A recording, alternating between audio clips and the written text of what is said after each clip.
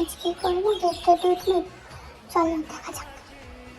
আজকে আমি পরবো এই শাড়িটা, পিঙ্ক কালার। এই শাড়িটা দেখো তো আমাকে এই শাড়িটা পরে কেমন লাগবে। এই শাড়িটা পরবো। হ্যাঁ, শাড়িটা পরে আসছি, দেখি।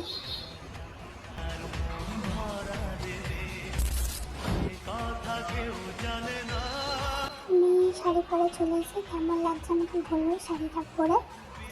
আর চলো এবার আমি একটুখানি সেজে নিই, মানে মেকআপ করবো, কিছুই তো করি না, জাস্ট এই মাস্কারা লাগাবো, কাজলটা করবো আর লিপস্টিক।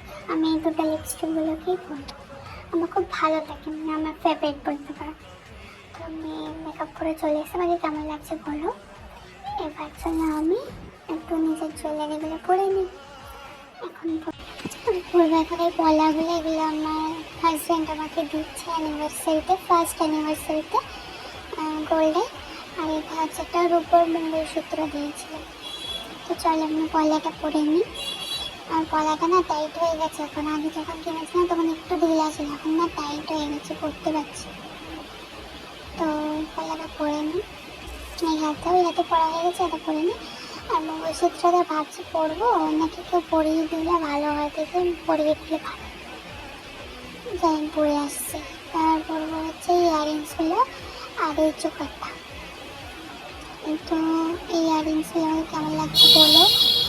আর পরবো এই চুড়িগুলো, তো চুড়িগুলোও ছোটো হয়ে গেছে এখন, প্রচণ্ড লাগছে চুড়িগুলো পরে এসেছি। এখন আমাকে কেমন লাগছে বলে জানিও। আর চলো আমি